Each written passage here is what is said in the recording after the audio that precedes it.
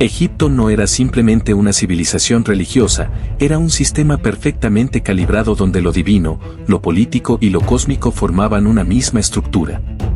Los dioses no existían de manera abstracta.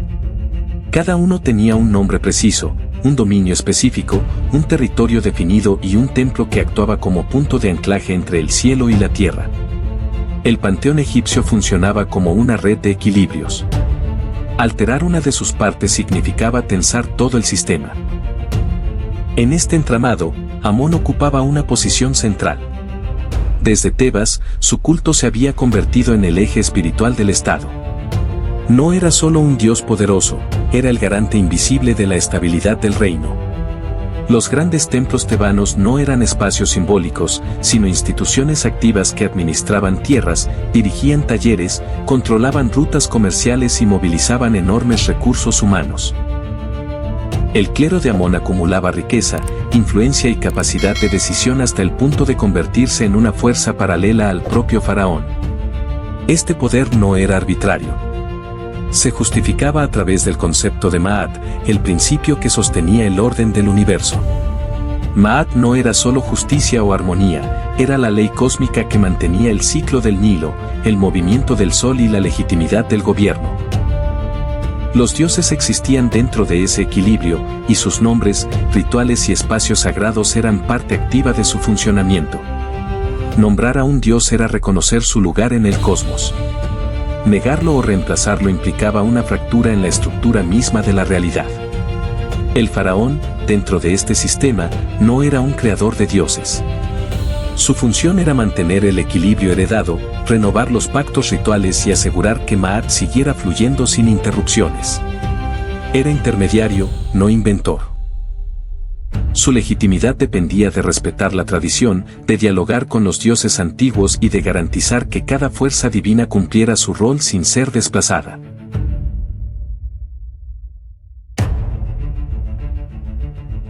Por eso, modificar un nombre divino no era un simple gesto teológico. Era un acto de consecuencias cósmicas y políticas. Significaba redistribuir poder, alterar jerarquías sagradas y redefinir quién controlaba el acceso a lo divino. En un mundo donde el orden universal y el orden estatal eran inseparables, cualquier cambio en el panteón era, en esencia, una amenaza directa al equilibrio que había sostenido a Egipto durante siglos. Aquí no estaba en juego una preferencia religiosa. Estaba en juego la arquitectura completa del universo egipcio. En ese entramado surgió Amenhotep, un faraón destinado a heredar siglos de tradición, rituales y estructuras sagradas. No nació revolucionario. Nació dentro del sistema, rodeado de templos, sacerdotes y ceremonias que dictaban la vida de todos. Sin embargo, desde sus primeros años, observó las grietas que debilitan incluso lo aparentemente eterno. Durante el reinado de su padre, Amenhotep III, el culto solar ya mostraba destellos de cambio. Atón, aunque coexistía con Amón y otros dioses, empezaba a recibir atención especial en estelas y palacios. La influencia de su madre, Taí, fue decisiva, diplomática astuta y visionaria, introdujo ideas sobre visibilidad política, rituales innovadores y un papel más activo de la mujer en la corte, dejando huellas que su hijo absorbería y transformaría. Las primeras representaciones solares no tradicionales comenzaron a aparecer, rayos que tocaban figuras humanas, templos parcialmente abiertos a la luz, iconografía que otorgaba protagonismo a la energía del sol más allá de Amón. La coexistencia inicial entre dioses antiguos y esta nueva devoción mostraba que aún no había ruptura, pero el lenguaje religioso empezaba a desplazarse. Nada se había roto todavía. Nadie se había rebelado contra el orden establecido. Pero los cimientos ya vibraban con un nuevo ritmo, insinuando que, pronto, la estructura completa del universo egipcio enfrentaría una reinterpretación radical.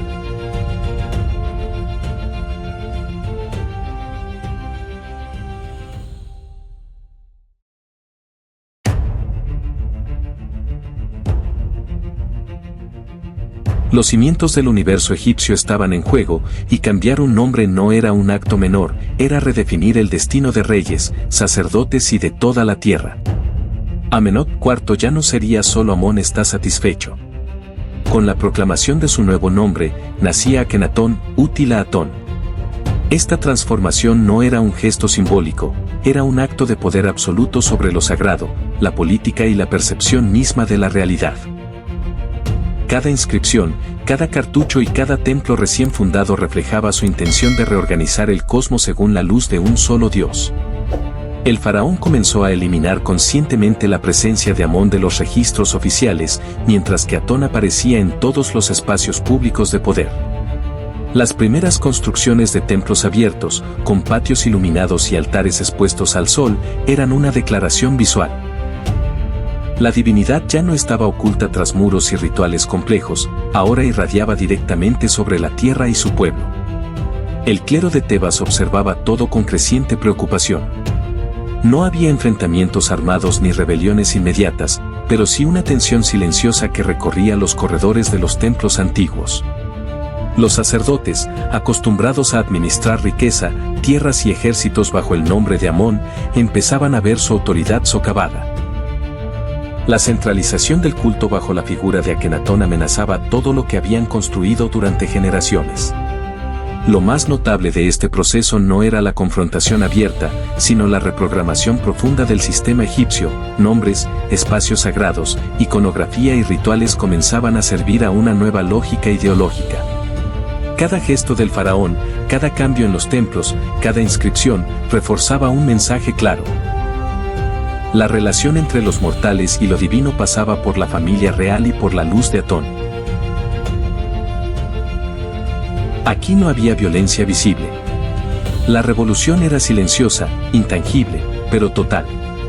No se trataba solo de un cambio religioso, era un reajuste del equilibrio que mantenía el orden del mundo, del Ma'at, durante milenios. Lo que comenzaba con un nombre, se transformaba en la base de una civilización reinventada, donde el sol ya no era un dios entre muchos, sino la fuente única de toda vida y legitimidad. Akenatón no se limitó a agregar un dios más al panteón egipcio. Su revolución fue más profunda, reescribió la esencia misma de la divinidad existente. Lo que antes era un sistema plural, complejo y jerárquico, se transformó en un lenguaje religioso minimalista, concentrado en un único principio, Atón. Las inscripciones de templos, tumbas y estelas muestran cambios sorprendentes. El plural dioses desaparece progresivamente de los textos oficiales.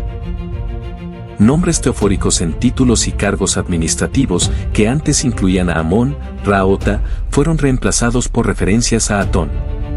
Ya no existía una multiplicidad de deidades que actuaran en distintos ámbitos, solo quedaba un dios definido no por forma humana o animal, sino por luz, energía y presencia. La iconografía acompañaba esta transición, el disco solar irradiando rayos que terminan en manos, tocando directamente al faraón y a su familia, sin intermediarios. Nunca antes un faraón había intervenido de manera tan directa en el vocabulario sagrado. No se trataba de simples decretos o reformas religiosas, cada palabra inscrita, cada cartucho y cada título eran vehículos de poder. Akenatón redefinía no solo la devoción de los sacerdotes y del pueblo, sino la propia estructura conceptual del cosmos egipcio. Con esta acción, el faraón no solo ejercía autoridad política. Intervenía en la manera en que los egipcios pensaban, hablaban y concebían la divinidad misma.